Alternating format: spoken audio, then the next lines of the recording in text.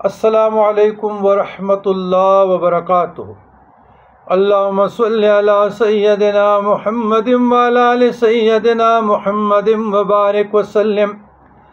بعدد کل شیء معلوم لک جزا اللہ عنا سیدنا محمد صلی اللہ علیہ وسلم وآلہ رضیت باللہ ربا وبالاسلام دینا وبمحمد صلی اللہ علیہ وسلم رسول نبی۔ عزیزان گرامی، مراقبہ 16، نیت مراقبہ اصل اخفا۔ یہ الہی میرے لطیفہ اخفا حضور نبی کریم علیہ السلام کے لطیفہ اخفا کے روبرو ہے، مقابل وہ فیض جو آقا علیہ السلام کے لطیفہ اخفا اپنے شان جامع کی تجلیات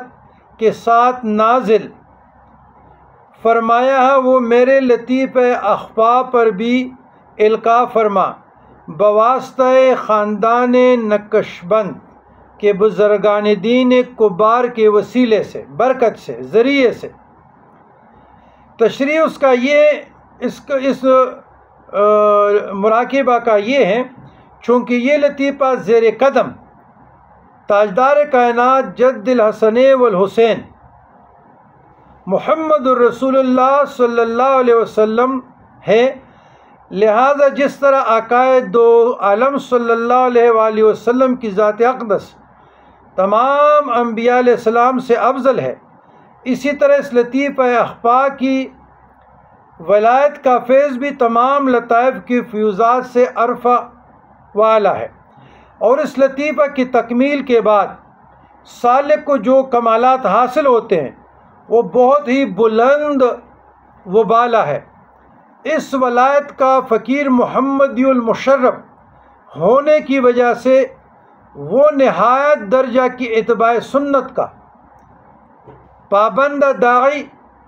اتباع سنت اور قاطع بدعت و دلالت ہوتا ہے۔ یہ فقیر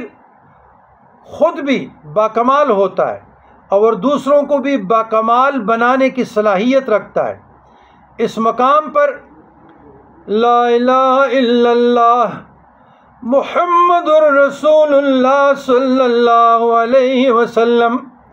یعنی کلمہ طیبہ کی حقیقت معلوم ہوتی ہے، نفی اثبات کی، لا الہ نفی الا اللہ اثبات، اور محمد الرسول اللہ صلی اللہ علیہ وسلم الف لام میم سے لے کر والناس تک قرآن اور صاحب قرآن کی تعلیمات۔ انک لعلی خلق عظیم،